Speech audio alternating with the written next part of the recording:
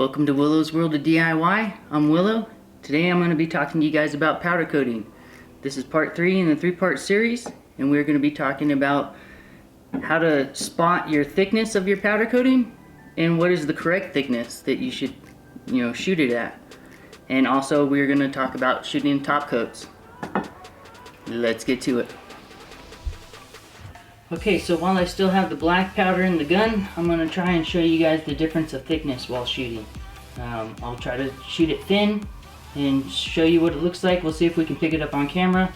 I'll shoot it a good quality coating, like a perfect thickness, and then I'll overshoot it and shoot it too thick.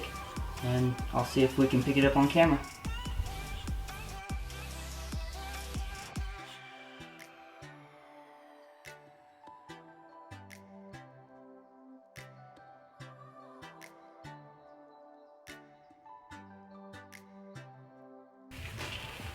This is a thin coating. I don't know how much you guys can see on it, but if you can kind of see the metal transparent underneath the coating, you know you're too thin. I know it's too thin just because it doesn't look like it's stacking up very well. Just go ahead and shoot some more.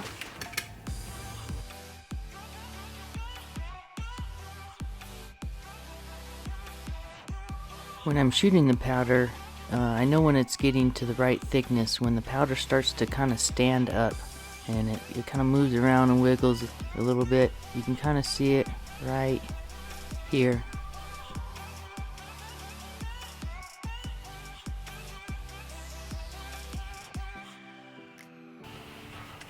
That right there to me looks like a good thickness. I don't know how much the camera picks up of it.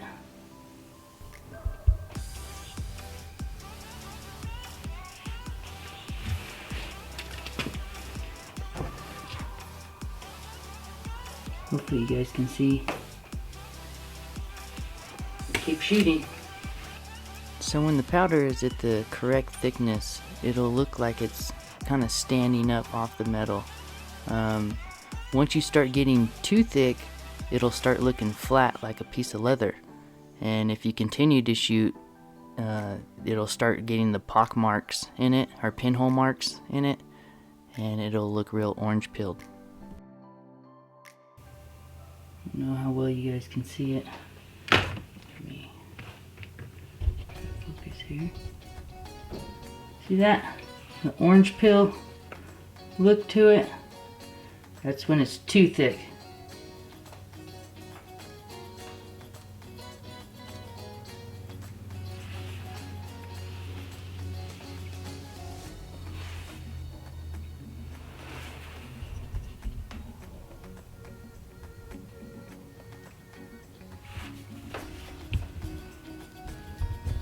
The great thing about powder coating is if you mess up or you shoot it too thick or something, you can just blow it off and start over again.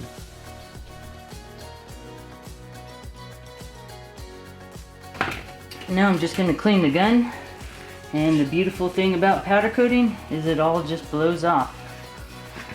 I'm going to go ahead and disconnect this.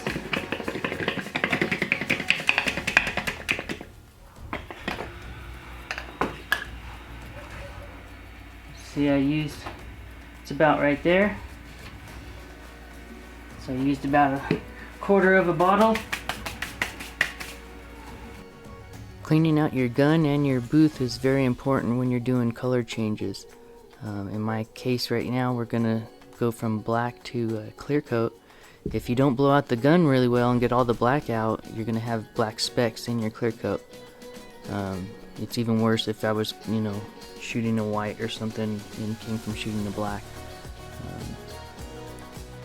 Also in the booth, if you don't vacuum out your booth really well or clean it out really well, if you bump the booth or something when you're, after you change colors, you can have dust off, and it'll dust, that black will dust off of the powder coating booth, and it can land on your parts and, contaminate it.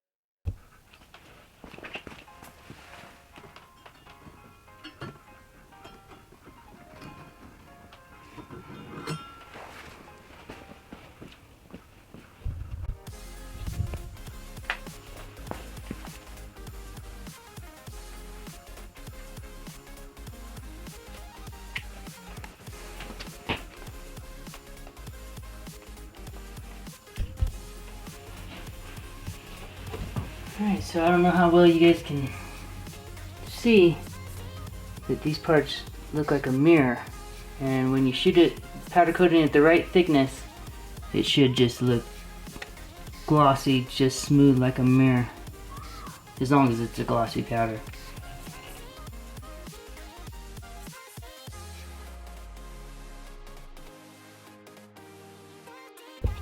Okay, now that our parts have cooled off, I'm going to go ahead and shoot a clear coat on them. I cleaned out the gun. This is our clear coat. Here we go.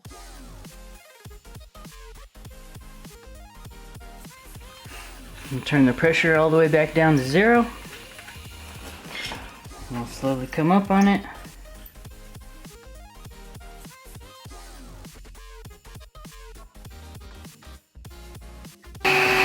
Like a pretty good flow. I'm reading 10 psi standing and about 4 running.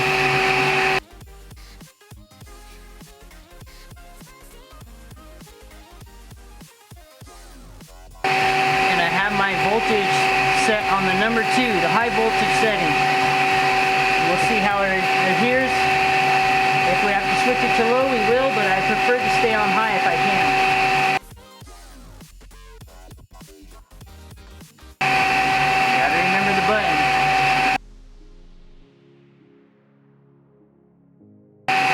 Coming out a little too fast.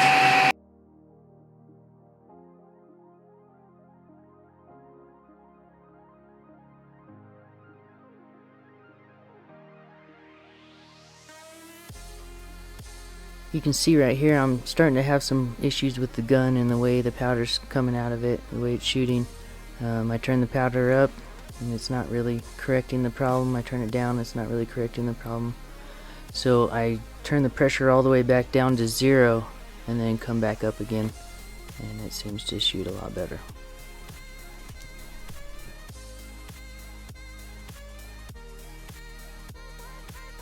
And I have the gun set in the high voltage setting because this is only a 25,000 kV gun in high voltage setting, and a professional gun that I'm used to shooting with is 100,000 kV.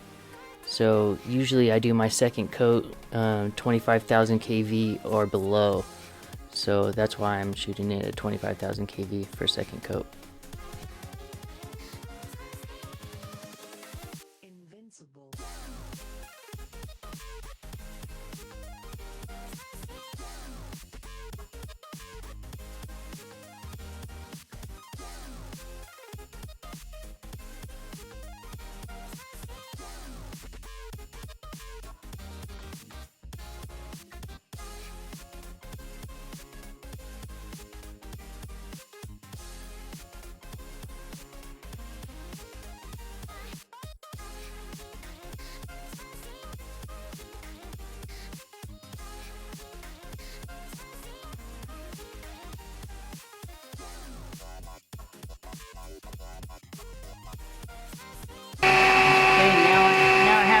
Set on the low setting.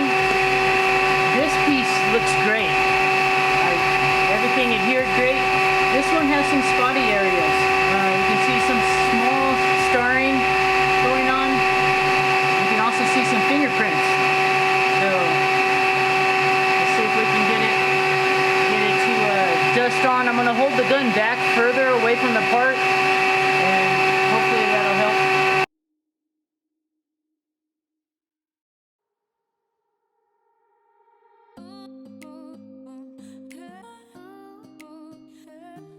When you're shooting a second coat, it really helps to hold the gun back, and also if you hold the gun lower than the part and kind of shoot upwards towards it, that seems to really help it adhere better and prevent starring.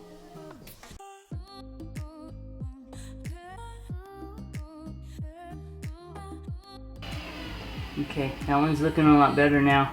You can still see like fingerprints. I'm not worried about it because this is the underside of the part, but you know, just be aware of that. You know, oil's in your hands, they will leave fingerprints on it. I doubt we'll be able to see it once the final product comes out, but we'll see. Let's throw it in the oven.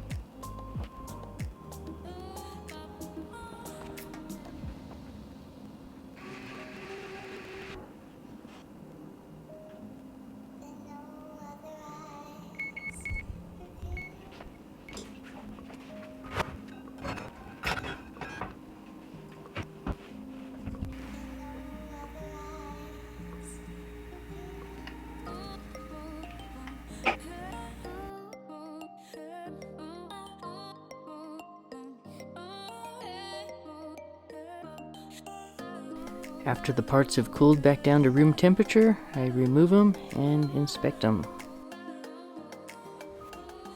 I always try to be really careful when I'm removing the wire ties, just so I don't scratch the parts or mess up the finish. The finish looks nice and glossy to me. I can see my reflection in them perfectly, and you can see the camera that I'm filming with in this shot. And this is the way a glossy powder coating should look.